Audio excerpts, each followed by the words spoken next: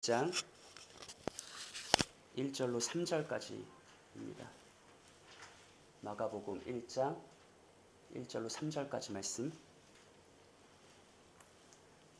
제가 읽을게요. 하나님의 아들 예수 그리스도의 복음의 시작이라. 선지자 이사야의 글에 보라, 내가 내 사자를 내 앞에 보내노니 그가 내 길을 준비하리라. 광야에 외치는 자의 소리가 있어 이르되 너희는 주의 길을 준비하라. 그의 오실 길을 곧게 하라. 기록된 것과 같이. 아멘.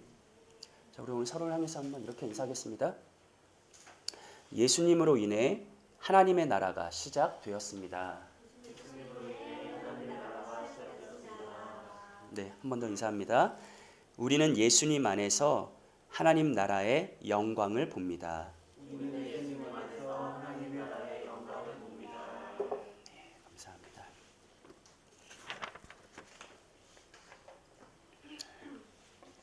우리 오늘 본문 1장 1절 한번 읽어볼까요? 네, 시작. 하나님의 아들 예수 그리스도의 복음의 시작이다. 네, 아멘. 일반적으로 학자들은 마가복음 1장 1절을 가리켜서 마가복음의 표제다라고 말합니다. 특별히 본문은 예수님을 하나님의 아들이자 그리스도라고 소개하고 있는데, 이러한 예수님의 정체성은 복음서가 진행되면서 보다 선명하게 드러날 것입니다. 마가복음의 구조에 대해서는 여러 가지 의견이 존재하는데, 이에 대해서는 예수님의 지리적 이동을 따라 다음 세 부분으로 구분하는 것이 가장 일반적인 것입니다. 첫 번째는, 마가복음의 이 첫 번째 파트는 예수께서 갈릴리 지역에서 복음 사역을 행하신 내용을 가지고 있고요. 두 번째 부분은 예수님께서 예루살렘을 향해 걸어가시는 그 복음의 길을 걸어가시는 내용이 기록되어 있고, 마지막 세 번째는 예수께서 예루살렘에서 복음 사역을 완성하시는 그 모습으로 구분할 수 있습니다. 흥미로운 것은 마가복음을 구성하는 이 세 가지 부분, 세 가지 장소 곳곳마다, 즉 마가복음의 처음과 중간과 끝 모두에 예수께서 하나님의 아들이심을 증언하는 증거 구절이 항상 등장한다는 것이거든요. 그래서 학자들은 이 세 구절이 마가복음을 지탱하는 기둥 구절이다라고 주장하기도 합니다. 우리 이 세 구절 한번 읽어볼까요? 1번입니다. 시작.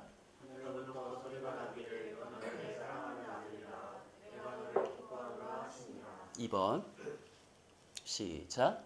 마침 구름이 와서 그들을 덮으며 구름 속에서 소리가 나되 이는 내 사랑하는 아들이니 너희는 그의 말을 들으라 한지라. 네, 마지막 3번입니다. 예수를 향하여 섰던 백부장이 그렇게 숨지심을 보고 이르되 이 사람은 진실로 하나님의 아들이었도다 하더라. 아멘. 그러니까 마가복음은 예수님의 지리적 이동을 따라 세 부분으로 구분할 수 있는데, 그 표제가 하나님의 아들 예수 그리스도의 복음의 시작이다라고 한 다음에 그 세 부분에서 항상 공통적으로 어떤 증거 구절이 나와요? 예수는 누구다? 하나님의 아들이다. 진짜 하나님의 아들이다라는 마가의 계속된 증언이 나타나는 것이죠. 예수님은 하나님의 아들이십니다. 메시아 그리스도이십니다. 마가복음은 그 예수님의 복음을 전하고 증언하는 책입니다. 그래서 우리는 마가복음을 통해서 예수께서 하나님의 아들이자 메시아 그리스도로 행하신 복음이 어떤 의미를 가지고 있는지 이것을 확인할 수 있고, 그것은 분명 오늘을 살아가는 우리 그리스도인들에게 도전이 되고 위로가 됩니다. 바라기는 오늘 이곳에 모인 사랑하는 형제 자매 모두에게 예수께서 하나님의 아들이요 그리스도이심이 더욱 견고히 인쳐지고, 예수님의 복음에 담긴 부요한 의미가 무엇인지를 깨달아 그 복음으로 살아가는 복된 은혜가 있기를 구주 예수님의 이름으로 축복합니다. 자, 오늘 우리는요, 본문을 다음 두 가지 차원에서 풀어 나갈 건데요. 첫 번째는 본문을 예수님 당시 로마 사람들의 일반적인 관점에서 읽는 거고요. 첫 번째는. 두 번째는 본문을 구약 성경에 능통한 이스라엘 백성들의 관점에서 읽는 것입니다. 자, 첫 번째로 예수님 당시 일반적인 로마 사람들의 관점에서 보았을 때 오늘의 본문, 특별히 표제는 굉장히 도발적이고 도전적이며 불경건한 문제의 구절이 됩니다. 자, 다음 앞에 화면을 보시면요. 로마 황제 아우구스투스의 생일을 묘사한 프리애너의 비문의 한 구절이래요. 이 비문에 어떻게 되어 있냐면 신의 탄생일은 신 때문에 생겨났던 세상을 향한 뭐가 된다고요? 좋은 소식의 선포들을 시작했다. 자, 신의 탄생일은 누구의 탄생일일까요? 로마 황제 아우구스투스의 탄생일이죠. 그리고 그 신의 탄생일은 곧 뭐래요? 좋은 소식의 시작이래요. 여러분 이게 되게 재밌는 거예요. 그러니까 오늘 본문 표제에 하나님의 아들 예수 그리스도의 복음의 시작이다. 이 짤막한 말을 그냥 예수님 당시 일반적인 로마 사람들이 읽으면 이 구절이 하나님의 아들이라고? 여러분 로마 시대 때 로마 사회에서 로마의 황제는 신으로 숭배되었거든요. 마치 이집트의 파라오가 태양신의 아들이자 화신으로 여겨졌던 것처럼 로마의 황제 역시 신의 아들로 신격화되고 사실상 로마 황제는 신으로 숭배되었어요. 그러니까 이 비문을 보면 황제가 태어난 그날은 곧 신의 탄생일이다. 그리고 굉장히 흥미로운 부분. 신의 탄생일, 신의 생일은 좋은 소식의 선포다. 이 좋은 소식, 헬라어 유앙겔리온, 이게 오늘 본문의 복음과 같은 단어거든요. 그러니까 로마 시대 때 일반적인 사람들의 당연한 생각은 하나님의 아들, 신의 아들은 누구예요? 황제고, 황제가 태어난 날 혹은 황태자가 황제로 등극하는 날, 그날은 복음이라고요. 좋은 소식, 기쁜 소식, 복음. 그렇기 때문에 오늘 본문이 말하는 하나님의 아들이라든지 복음이라는 용어는 우리가 일반적으로 쉽게 생각하는 것만큼의 순기독교적인 용어가 아니라 반대로 로마 황제를 지칭하는 굉장히 일반 사회적인 단어라는 것을 알 수 있습니다. 그래서 결론 지으면 하나님의 아들 예수 그리스도의 복음의 시작이다라는 표제의 말씀은 예수님 당시 일반적인 로마 사람들의 관점에서 보면 나사렛 예수를 로마 황제보다 더 높이는 굉장히 도발적이고 도전적이며 불경건의 표현이 된다는 것이죠. 사실 이것은 누군가가 마음만 먹고 작정하면 예수님을 따르는 사람들을 싹 다 신성모독죄 혹은 모반죄, 반역죄로 얼마든지 얽어맬 수 있는 위험천만한 고백이었습니다. 여러분 만약에 우리가 예수님 당시에 평범한 로마 사회의 사람이었다면 성경을 펼치고 마가복음 1장 1절 하나님의 아들 예수 그리스도의 복음의 시작이다라는 말을 딱 듣자마자 읽자마자 워워 이건 좀 위험한데 바로 덮었을 거예요. 더 읽으면 큰일 나겠는데? 앞에서 저는 마가복음 1장 1절이 마가복음의 표제라고 했는데 여러분 이 표제는 단순히 제목이 아니라 마가복음 전체의 방향성을 설정하는 거거든요. 그러니까 마가복음 전체가 예수께서 진짜 하나님의 아들이심을 증언하는 책이라는 것이죠. 그렇기 때문에 당시 일반적인 로마 사람들에게 있어 마가복음은 매우 급진적인 사상으로 가득한 위험한 금서처럼 느껴졌을 것입니다. 제가 설교 서두에 마가복음의 일반적인 구조는 예수님의 지리적 이동을 따라서 갈릴리 파트, 예루살렘으로 떠나가는 파트, 예루살렘에서 사역하는 그 파트 세 가지로 나눠진다고 했고, 굉장히 흥미롭게 각 부분마다 어떤 증거 구절이 있다고요? 예수께서 누구이심을 증언하는, 하나님의 아들이심을 증언하는 증거 구절이 있다고 말씀드렸죠. 그런데 이 첫 번째, 당시 일반적인 로마 사람의 관점에서 오늘 본문을 읽을 때 그 세 번째 증거 구절은 굉장히 중요한 의미를 가지고 있습니다. 이런 차원에서 빠르게 오늘 마가복음 시작과 중간과 끝에 등장하는 세 개의 기둥 구절을 다시 한번 읽어볼게요. 1번, 2번 없어요? 네. 1, 2번 읽었다 치고, 네. 1번. 하늘로부터 소리가 나기를 너는 내 사랑하는 아들이라 내가 너를 기뻐하노라. 2번. 마침 구름이 와서 그들을 덮으며 구름 속에서 소리가 나되 이는 내 사랑하는 아들이니 너희는 그의 말을 들으라 하는지라. 여러분, 1번과 2번 주체가 누구죠? 화자가 누구예요? 누구의 말이에요? 누가 예수의 하나님 아들 되심을 증언하죠?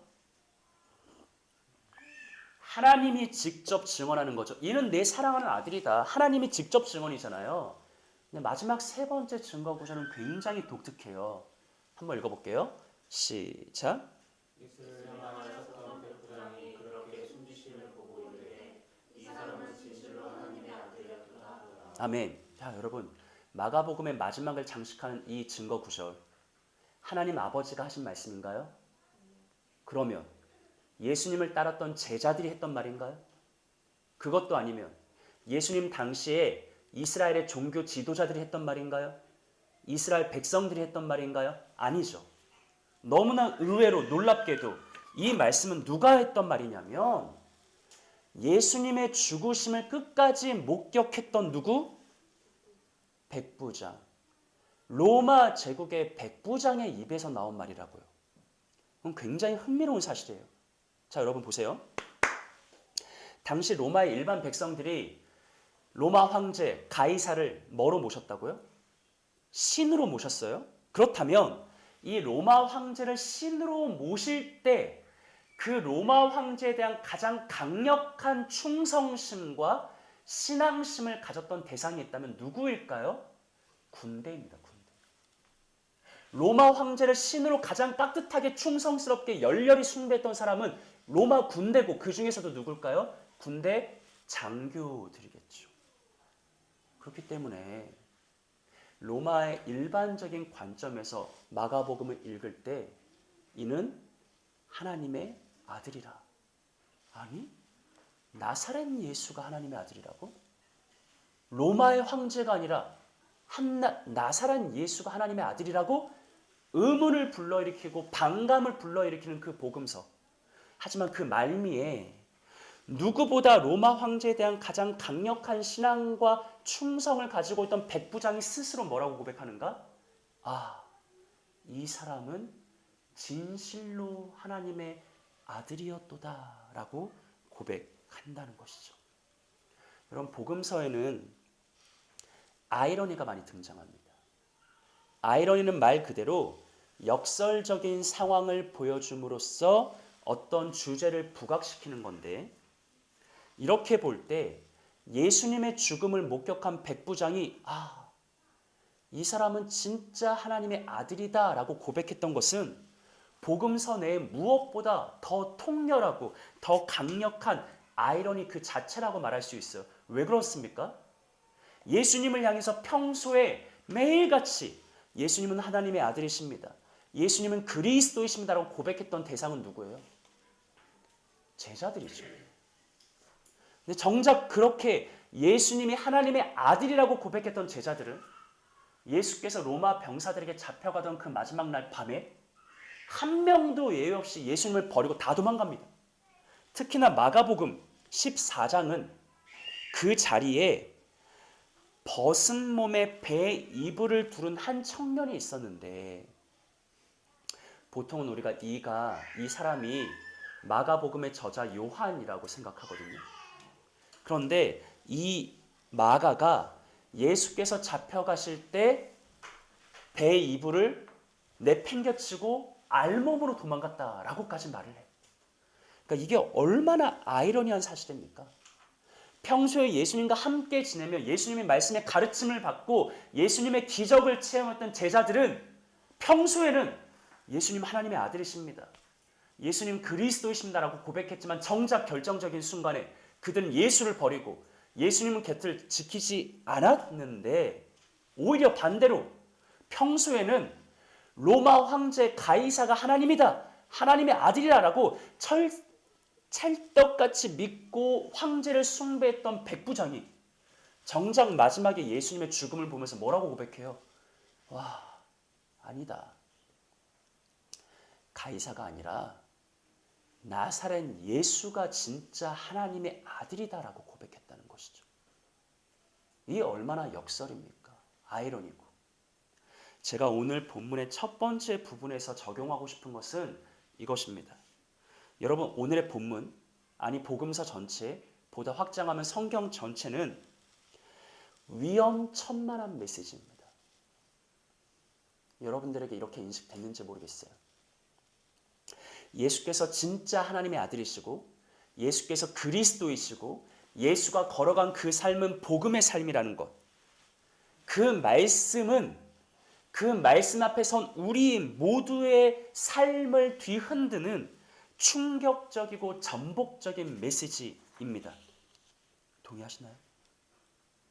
근데 여러분, 성경은요, 복음을 선포함에 있어 주저함이 없습니다. 그것이 혹 우리에게 걸림이 될까? 누가 실족할까? 예수님의 복음의 진리를 가리고 축소하고 왜곡하지 않습니다. 성경은 그저 예수님과 그의 복음에 대해 날 것 그대로의 진리를 선포합니다. 로마의 황제가 아니라 나사렛 예수가 진짜 하나님의 아들이다 라고 그냥 선포해요. 황제의 생일이 아니라 예수님의 오심이 복음이다, 기쁜 소식이다 라고 선포합니다. 그래서 이 복음의 선포 앞에 그 복음을 듣는 모든 사람들은 로마 황제를 숭배할 것인가, 나사렛 예수를 따를 것인가, 이 둘 중에 양자택일을 강제로 할 수밖에 없어요. 성경이 그것을 강요하기 때문이죠. 로마 황제를 섬기면서 동시에 예수를 섬길 수는 없는 것입니다. 근데 문제는 가이사를 부인하면 나사렛 예수를 택하면 이전 로마 사회에서의 모든 안정적인 생활은 상실할 수밖에 없다는 것이죠. 여러분, 이것은 복음에 담긴 본질적인 또한 항구적인 특성입니다. 단지 예수님 시대 백부장에게만 적용됐던 한시적인 것이 아니라 오늘을 살아가는 모든 그리스도인들에게 동일하게 적용되는 영적 원리입니다. 복음은 언제나 도발적이에요. 복음은 언제나 도전적입니다. 복음은 언제나 내 삶의 위협과 위험을 안겨다 줍니다. 왜냐하면 이 현대 사회 속에서도 세상 그 무엇보다, 다른 어떤 것보다, 심지어 나 자신보다 예수만이 유일한 하나님의 아들이시고 예수만이 유일한 숭배의 대상이시다라는 복음의 도전은 여전히 우리의 일상과 지위, 삶의 가치와 목적을 위협할 수 있기 때문입니다. 하지만 그럼에도 불구하고 2019년 새해를 시작하는 첫 주일을 맞아 이 자리에 모인 사랑하는 여러분들 모두에게는 하나님의 아들 예수 그리스도의 복음의 시작이다라는 성경의 증언이 실제 여러분의 삶 속에 올 한 해 가운데 우리의 공동체 가운데 진짜 이 말씀이 시작되고 성취되고 완성될 수 있기를 바랍니다. 비록 한 해 동안 복음으로 인해 위험과 위협이 있을 수도 있겠지만 그럼에도 불구하고 성경의 단호함과 같이 예수님 편에 서서 예수님을 편드는 삶을 살아가십시오. 그리하여 예수께서 이루신 하나님 나라의 영광이 여러분의 삶에 시작되는 은혜가 있기를 소망합니다. 이렇게 살아가는 세움의 복된 형제 자매 되시기를 구주 예수님의 이름으로 축복합니다. 다 틀까요? 추운 것 같은데? 펴도 돼요.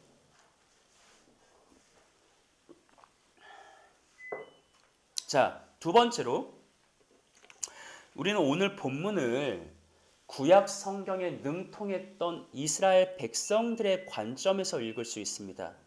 우리 본문 1절로 3절을 보시겠어요? 제가 읽어볼게요.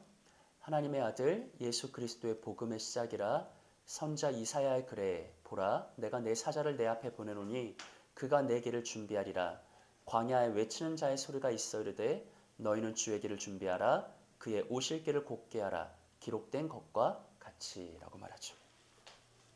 제가 1번과 1번은 하이라이트 해놨는데 오늘 본문을 시작하면서 마가는 구약 성경을 직접 인용해요. 근데 마가가 직접 인용한 이 구약 성경은 다음을 보시면 이사야 40장 3절입니다. 함께 읽어볼까요? 시작.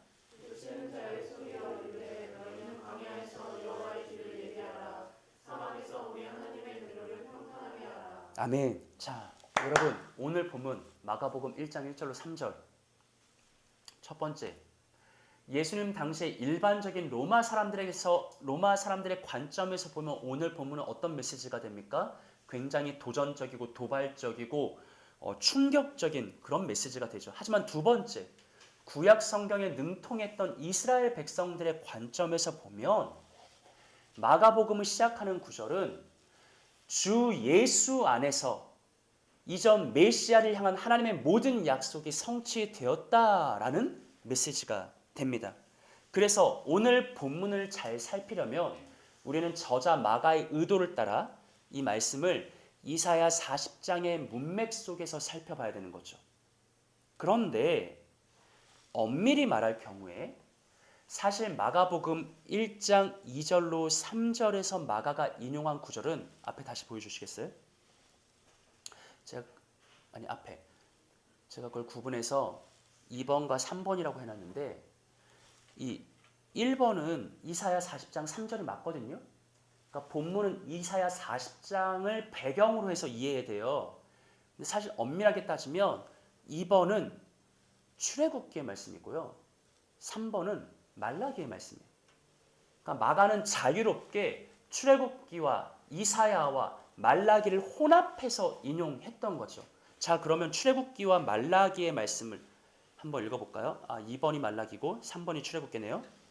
읽어봅시다. 말라기부터 시작. 만군의 여호와가 이르노라 보라 내가 내 사자를 보내리니 그가 내 앞에서 길을 준비할 것이요 또 너희와 구하니가 주가 갑자기 그의 성전에 임하시리니 곧 너희가 사모하는 바 언약의 사자가 임하실 것이라. 출애굽기 내가 사자를 내 앞에 보내어 길에서 너를 보호하여 너를 내가 예비한 곳에 이르게 하리니. 아멘. 자, 우리가 정리하면 두 번째, 구약 성경이 능통한 이스라엘 백성들의 관점에서 오늘 본문을 보면 오늘 본문은 좁게 말하면 이사야 40장의 배경 속에서 이해해야 되는 구절이고 넓게 말하면 출애굽기, 이사야, 말라기 즉 구약 성경 전체를 통해 이해해야 되는 말씀인 것이죠.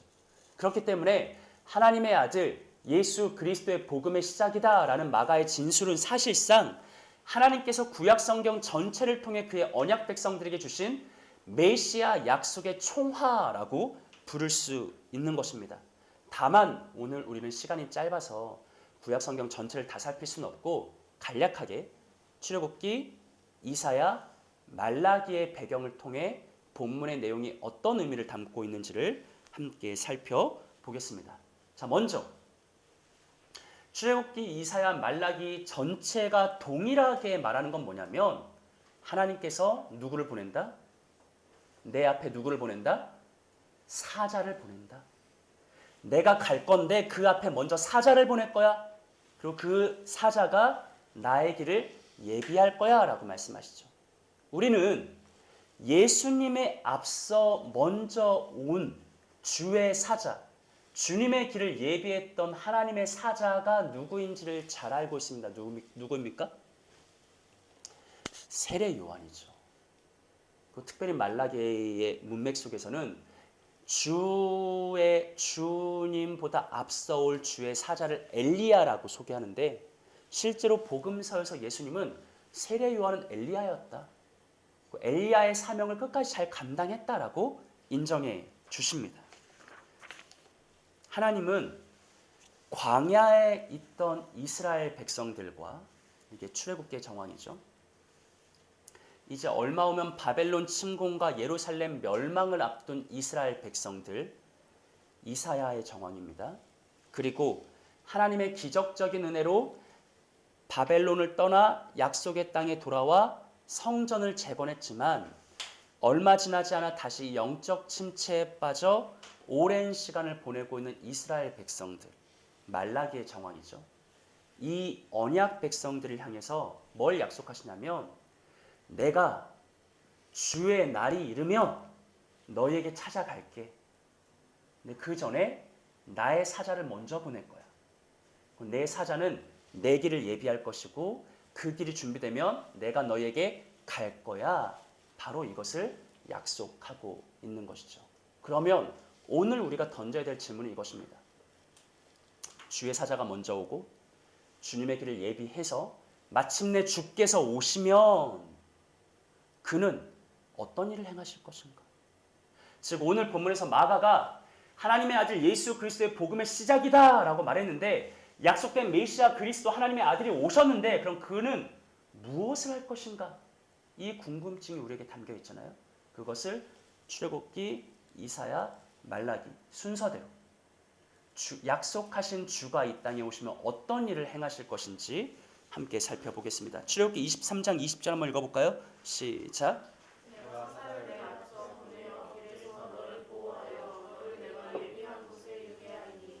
아멘.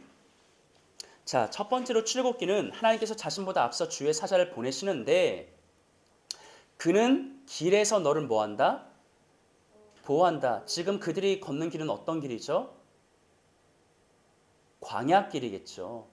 험난한 광야 여정을 내가 보호한다. 그리고 주목할 것, 너를 어디에 이르게 할 것이다? 이게 뭐예요? 내가 너를 광야에서 보호하고 예비한 곳에 이르게 할 거야. 이게 뭐예요? 뭘 말하는 거죠? 약속의 땅 가나안에 이르게 할 거야 라는 말씀이죠. 그러니까 출애굽기의 맥락 속에서 우리가 예수 그리스도의 복음의 사역을 어떻게 이해할 수 있냐면, 예수님은 광야 이스라엘 백성들을 보호하시고 이끄시고 인도하셔서 마침내 약속의 땅 가나안에 들어가게 하신다. 그래서 예수님은 그의 백성들에게 하나님의 나라를 주신다. 약속된 메시아 그리스도가 이 땅에 오시면 어떤 일을 하시는가? 우리에게 예비된 곳에 이르게 하신다. 하나님 나라를 선물로 주신다라고 성경이 말하는 것이죠. 네, 여러분 굉장히 흥미로운 것이 여기 있습니다. 주목하세요. 예수께서 광야에서 그들을 보호하시고 이끌고 인도해서 가나안 땅에 들어가게 하시고 마침내 하나님 나라를 주신다라고 성경을 말할 때 여기에 뭐가 이미 전제되어 있냐면, 어떤 개념이 밑에 깔려 있냐면, 예수께서 가나안 7족속과 전쟁을 치르시고 그 전쟁에서 승리하실 것이며 승리한 왕으로서 우리에게 나라를 주신다라는 이 전쟁과 승리의 개념이 이미 전제된 개념이에요. 예수께서 그 나라에 이르게 하신다라는 것은, 방금 저는 성경이 메시아의 전쟁과 승리를 전제한다는 것이 굉장히 흥미롭다고 말했는데, 이게 진짜 재밌어요. 왜 재밌냐면, 앞에서 제가 로마 황제 아우구스투스의 생일을 기념하면서 로마 황제의 생일은 이꼴 뭐다? 복음이다 라고 말했죠. 복음. 당시 일반적인 로마 사람들에게 있어서 복음, 기쁜 소식, 좋은 소식은 뭘 의미했냐면, 첫째, 황태자가 태어나는 날, 황제의 생일, 그게 복음이에요. 둘째, 황태자가 장성해서 황제로 등극하는 날, 그게 복음이에요. 셋째, 제가 아까 말씀드리지 않은 세 번째 용례가 있거든요. 당시 일반적인 로마 사람들에게 있어서 복음, 기쁜 소식, 좋은 소식, 그게 뭘 의미했냐면 전쟁에서 승리한 승전보. 여러분 오늘 본문을 시작하면서 마가가 하나님의 아들 예수 그리스도의 복음의 시작이다 라고 말하면서 그 말은 출애굽을 배경으로 하고 있죠. 어떤 의미가 담겨 있을까? 어떤 의미가 함축되어 있을까? 약속된 메시아 그리스도 예수는 우리를 위해서, 우리를 대신해서 하나님의 대적과 전쟁을 치르시고 그 대적을 파하여 승리하신 후에 우리에게 무엇을 선물로 주시는 분이다? 하나님 나라를 주신다. 예수는 그의 대적을 물리쳐 전쟁에서 승리해 강한 용사로 우리에게 하나님 나라를 선물로 주신다. 그게 바로 복음의 시작이다라고 마가가 말하고 있는 것이죠. 다만 여기서 제기되는 질문은 이것입니다. 이스라엘이 평생 오해했던 것도 이것이죠. 예수의 진정한 대적이 누구냐? 예수는 싸울 거예요. 전쟁할 거예요. 승리할 거예요. 다만 우리가 오해했던 것, 이스라엘이 오해했던 것, 그건 뭐죠? 예수의 대적이 누구냐? 메시아가 누구랑 싸울 거냐? 그리스도의 전쟁의 대상은 누구냐? 당시 이스라엘 백성들의 그릇된 이해는 누구라고 생각했던 거죠? 로마다. 로마와 싸울 거다. 하지만 성경은 이제 이게 복음서의 내용에서 밝혀질 것이지만 전혀 다른, 그들의 생각을 뛰어넘는 다른 대적, 다른 원수. 결론적으로 말하면 죄와 사망과 사탄을 물리치고 승리해서 우리에게 영적인 하나님의 나라를 선물로 주시는 분, 그가 바로 예수 그리스도다라고 말을 하는 거죠. 이 질문을 다르게 표현할 수 있습니다. 도대체 예수께서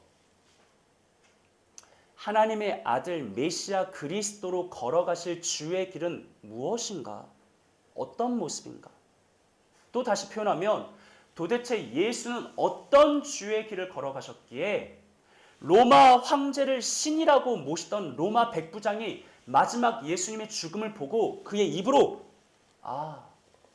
로마 황제가 아니라 나사렛 예수가 진짜 하나님의 아들이다 라고 고백했을까? 도대체 예수가 걸어간 그 길은 무엇인가? 주의 길은 무엇인가? 메시아의 길은 무엇인가? 이게 마가복음의 전체 주제라는 것이죠. 그리고 이것은 우리가 차차 살펴보겠지만 한마디로 십자가의 길입니다. 당시 이스라엘 백성들의 생각을 뛰어넘는, 어서 로마 제국을 힘으로 물리치기를 원했던 그들의 메시아 사상을 뛰어넘는 예수님은 십자가의 길을 걸어가시고 십자가의 죽음으로써 그의 대적을 이기시고 승리하심으로 우리에게 하나님 나라를 선물로 주셨습니다. 여러분, 이것은요, 앞에서 이미 몇 차례 말했던 마가복음의 구조를 통해 생각해 보면 너무 재밌어요. 자, 여러분, 마가복음의 구조, 예수님의 지리적 이동을 따라 세 가지로 구분한다고 했잖아요. 첫 번째는 예수님의 갈릴리 사역이죠. 예수님께서 갈릴리에서 말씀을 전하면서 온갖 기적과 이적을 행하시자 갈릴리 사람들이 서로 이렇게 수군댔습니다. 이 사람이 누구야? 이 나사렛 예수 정체가 뭐야? 메시아야? 이렇게 말했다는 거죠.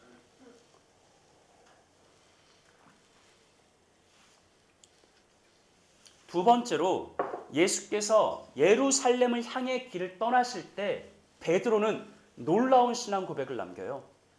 주는 그리스도시요 살아계신 하나님의 아들이십니다. 베드로가 예수님이 하나님의 아들 되심을 고백하죠. 하지만 그 즉시 예수께서 처음으로 그래 베드로야 잘 말했다. 내가 하나님의 아들 메시아 그리스도다. 그래서 나는 무슨 길을 걸어갈 거야? 어떤 길을 걸어갈 거야? 십자가의 길을 걸어갈 거야 했더니 베드로가 바로 뭐라고 반응해요? 주님 안 됩니다. 마가복음의 두 번째 파트는 제자들이 예수가 그리스도이심은 알았지만 여전히 십자가의 길은 깨닫지 못한다는 거예요. 근데 정말 흥미롭고 아이러니하고 재밌는 것은 그렇게 제자들이 깨닫지 못했던 것을 마가복음의 마지막 부분에 이르러서 로마 군대의 백부장이 이 사람이 정말 하나님의 아들이다. 이 사람이 정말 메시아 그리스도다라고 고백했다라는 것이죠. 예수님은 하나님의 아들 메시아 그리스도로서 십자가의 길을 걸어가셨고 십자가의 죽음으로 하나님 나라를 완성하셨습니다. 하지만 정작 그 길은 제자들에게 외면받고 거부받은 길입니다. 하지만 마가는 예수께서 그 십자가의 길을 끝까지 걸어가셨기 때문에 우리에게 하나님 나라가 선물로 주어졌다라고 우리에게 증언하고 있는 것이죠. 그래서 여러분, 오늘 본문은 마가복음 이후를 살아가는 우리 모두를 향한 명백한 도전이 됩니다. 당신은 앞서가신 주님을 따라 주님의 역설적인 아이러니한 승리에 동참하겠는가? 당신은 십자가의 길을 따라 걸음으로써 하나님 나라의 영광에 들어가겠는가? 바로 이렇게 오늘을 사는 우리들에게 도전하고 있는 것이죠. 바라기는 이 성경의 질문이 2019년 한 해 동안 여러분들의 삶의 화두가 되었으면 좋겠고, 또 그에 대한 대답이 백부장과 같은 고백이 여러분의 삶 속에 분명히 있었으면 좋겠습니다.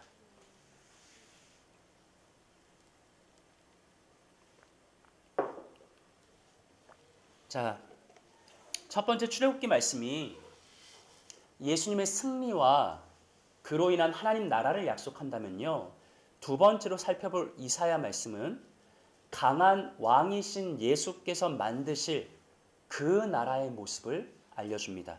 우리 목장 나눔실 보면서 이사야 40장 한번 읽어볼까요? 제가 읽어볼게요. 보라, 주 여호와께서 장차 강한 자로 임하실 것이요 친히 그의 팔로 다스리실 것이라. 보라, 상급이 그에게 있고 보응이 그의 앞에 있으며 그는 목자같이 양떼를 먹이시며 어린 양을 그 팔로 모아 품에 안으시며 젖먹이는 암컷들을 온순히 인도하시리로다. 아멘. 자, 여러분, 보라, 주 여호와께서 어떤 모습으로 임하신대요? 강한 자, 앞에서 우리가 했던 용어로 바꿔서 말하면 전쟁에서 승리한 강한 왕으로 오신다. 그리고 그의 팔로, 능력의 팔로 그 나라를 뭐 하신다? 다스리신다, 통치하신다. 그러면 그 나라는 어떤 모습인가? 11절. 그는 목자같이 양떼를 먹이고 어린 양을 팔로 모아 품에 안으시며 젖먹이는 암컷들을 온순히 인도하신다. 전쟁에서 승리한 강한 왕, 예수께서 그의 능력으로 통치하시는 그 나라, 어떤 모습인가요? 예수께서 친히 목자가 되셔서 우리를 먹이시고 입히시고 돌보시고 지키시는 그 이미지. 한마디로 말하면 하나님의 나라는 능력과 공의와 인자와 자비의 나라입니다. 그래서 사실 이사야 40장은요, 다음과 같은 메시지로 시작합니다. 우리 이사야 40장 1, 2절 한번 읽어볼까요? 시작.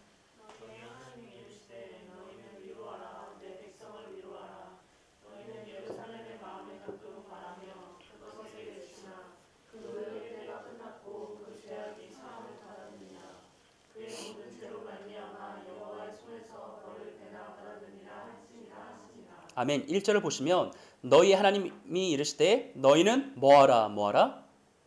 위로하라 위로하라. 여러분, 이사야 4장의 맥락은 위로의 메시지. 그들의 노역의 때가 끝났다. 죄악은 사함을 받았다. 너희의 죄로 인한 하나님의 진노와 심판과 형벌은 끝났다. 그러니 이제 위로하고 위로하라. 내가 너희를 위로할게. 어떻게 해요? 나는 이미 전쟁에서 이겼어. 나는 십자가의 길로 나의 대적을 무너뜨렸어. 그리고 이제 나의 능력으로 하나님 나라를 통치할 거야. 그 나라는 너에게 진짜 위로의 나라가 될 거야. 왜냐하면 내가 목자와 같이 너희를 돌보고 목자와 같이 너희를 입히고 목자와 같이 너희를 먹이고 목자와 같이 너희를 돌볼 것이기 때문에. 여러분, 오늘 본문에서 마가가 하나님의 아들 예수 그리스도의 복음의 시작이다 라고 말할 때 그 메시지는 뭐가 함축되어 있냐면 예수가 오심으로 그 나라가 이미 시작됐다. 우리를 향한 위로의 나라, 우리를 양떼로 먹이시고 돌보시고 입히신 하나님의 능력의 통치, 이미 목자이신 예수로 인해 시작되었다라는 그 메시지가 함축되어 있는 것이죠. 학자들은 마가복음의 저작 시기가 유대 전쟁을 배경으로 한다고 해석합니다. 여러분, 유대 전쟁은 주후 66년경에 유다가 로마를 상대로 벌인 일종의 독립전쟁이거든요. 그런데 학자들이 이 마가복음이 언제 써졌냐? 둘 중에 하나라고 생각해요. 유대 전쟁이 시작되기 전쯤, 즉 유대와 로마 사이에 긴장이 고조됐을 때이든지, 아니면 실제로 유대 전쟁이 발발해서 한참 유대와 로마가 박터지게 싸우고 있는 중이든지. 세 번째, 예루살렘이 함락되기 전은 함락된 후는 아니에요. 마가복음의 맥락이 예루살렘 함락 전이라는 게 분명하거든요. 그래서 이 전쟁이 일어나기 전 로마와 갈등이 고조됐을 때라든지, 아니면 이미 전쟁이 일어난 후에 마가복음이 써진 게 분명해 보이기 때문에 이 마가복음은 핍박받는 신앙 공동체를 향한 위로의 메시지입니다. 그래서 실제로 마가복음에는 이미 핍박을 전제하고 이미 박해를 전제하는 표현들이 많이 등장합니다. 그럼 마가복음은 뭐냐면, 마가가 핍박받는 공동체를 향해서 하나님의 아들 예수 그리스도의 복음이 시작되었다라고 말할 때 그것은 위로의 메시지가 담겨 있어요. 너희들 지금 핍박 가운데 있는 거 알아. 박해 가운데 있는 거 알아. 로마의 위협으로 인해 두려움과 떨림과 불안함 속에 있는 거 알아. 하지만 예수의 복음이 시작되었다. 그의 통치가 시작되었다. 그의 나라가 시작되었다.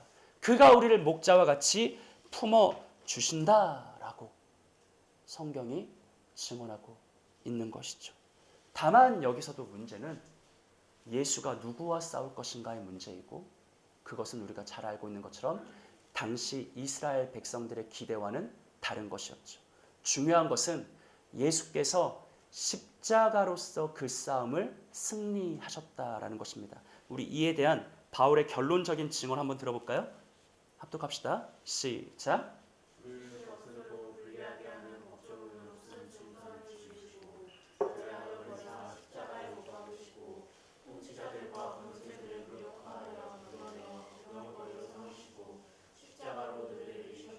아멘.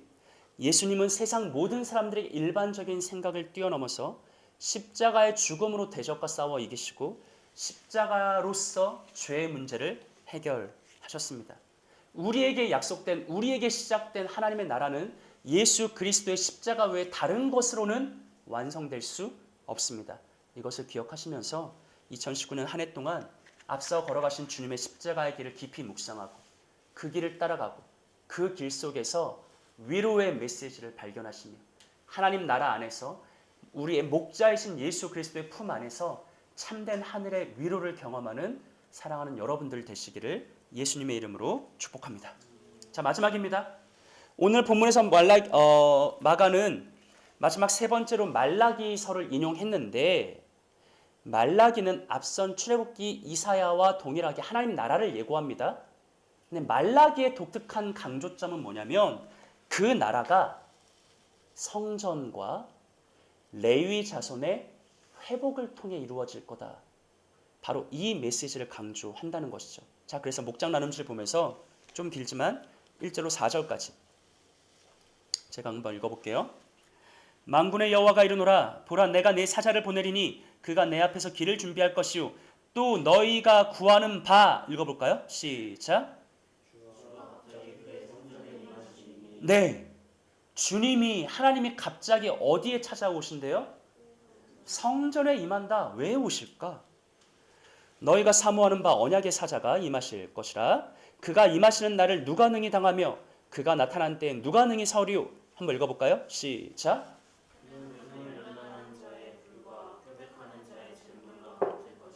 네, 금을 연단하는 불. 금을 연단하는 불. 표백하는 자의 잿물, 바른 성경은 이것을 빨래하는 자의 잿물이라고 하는데, 여러분, 금을 연단하는 불, 빨래하는 잿물 다 뭐를 상징하냐면 불순물을 제거하는 행위예요. 약속한 그날이 되면, 메시아 그리스도가 오면 갑자기 어디에 느닷없이 찾아오신대요? 성전에 뭐 하려고? 불순물을 제거하려고요. 우리 3절과 4절 한번 읽어볼까요? 시작.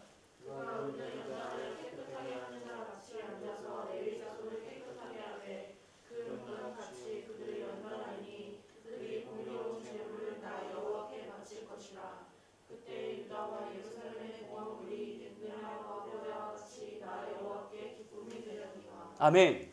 약속하신 메시아 그리스도가 이 땅에 오시면 느닷없이 그의 성전에 들어가시는데 그의 목적은 더러워진, 더럽혀진, 형식적으로 변한 말라기서의 맥락이 형식적인 예배, 형식적인 제사, 형식적인 예물에 대한 하나님의 책망이거든요. 그러니까 약속한 메시아가 그의 성전에 오셔서 이전에 형식적이고 죽어있는 정결하지 못한 더러운 모든 것들을 깨끗하게 하신다. 성전을 깨끗하게 하시고 레위 자손을 깨끗하게 하시고 예배를 회복하시고 예물을 회복하신다라고 예언했죠. 실제로 마가복음은요. 예수께서 오셔서 그의 생애 마지막 세 번째 예루살렘에 들어가시자마자 어디로 찾아가세요? 성전에 찾아가세요. 뭐 하려고? 우리가 소위 성전 청결 사건이라고 부르잖아요. 사실은 마가복음의 맥락 속에서는 성전 파괴 사건이 맞는데 예수님은 강도의 소굴로 변한 하나님의 성전, 시장 바닥으로 변한 하나님의 성전, 모두가 다 형식적으로 드리는 예배, 예물을 다 깨끗하게 바꾸시고 갈아엎으시며 그 성전과 예배와 예물을 회복하십니다. 여러분 요한복음에서 예수님은 유명무실해진 예루살렘 성전과 말라기가 경고한 형식적인 예배와 예물이 하나님 나라 자체이신 예수님 안에서 완성된다고 증언하거든요. 자, 목장 나눈 줄 보세요. 제가 읽어보겠습니다. 예수께서 대답하여 이르시되 너희가 이 성전을 헐라 내가 사흘 동안 일으키리라. 유대인이 이르되 이 성전은 46년 동안의 지었건을 내가 3일 동안에 일으키겠느냐 하더라. 읽어볼까요? 시작. 그러나 예수는 성전된 자기 육체를 가리켜 말씀하신 것이라. 아멘.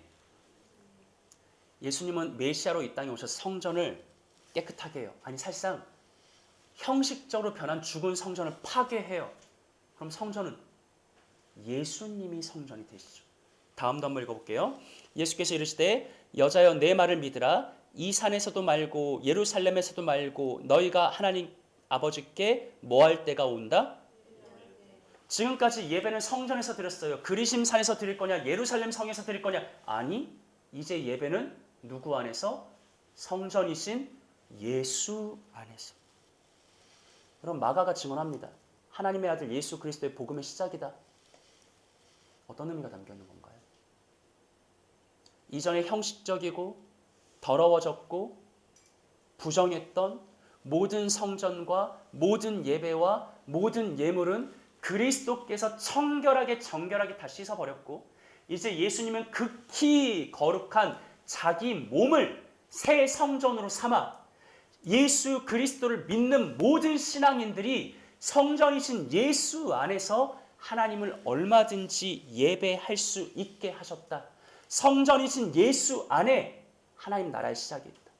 성전이신 예수를 믿는 믿음 안에 하나님 나라의 보화가 있다. 그리고 우리 그리스도인들은 그리스도 안에 있는 그 감추어진 보화를 발견한 복된 존재들이다라고 말하는 것이죠. 여러분 제가 오늘 설교의 제목을 하나님 나라의 시작이라고 정했습니다. 오늘 마가가 선언합니다. 하나님 나라가 시작되었다. 어렵게 생각할 필요가 없어요. 하나님 나라의 시작은 예수님으로 인해 시작된 것이고 그래서 오직 예수님 안에 예수님의 이름을 통해 예수님을 믿는 믿음으로 주어지는 것입니다. 그래서 그 나라를 꿈꾸는 우리가 2019년 한 해 동안 해야 될 유일한 것은 예수님을 믿음으로 붙드는 것입니다.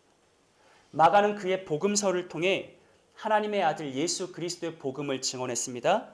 바라기는 이곳에 모인 사랑하는 형제자매 모두에게 새롭게 시작한 2019년 한 해 동안에 복음서를 깊이 묵상하고 자주 묵상하고 예수 그리스도를 믿음과 사랑으로 더욱 굳건하게 붙들고 의지함으로 하나님 나라를 누리고 하나님 나라를 즐거워하는 은혜를 얻을 수 있기를 우리에게 찾아오셔서 하나님 나라를 시작하신 구주 예수님의 이름으로 축복합니다.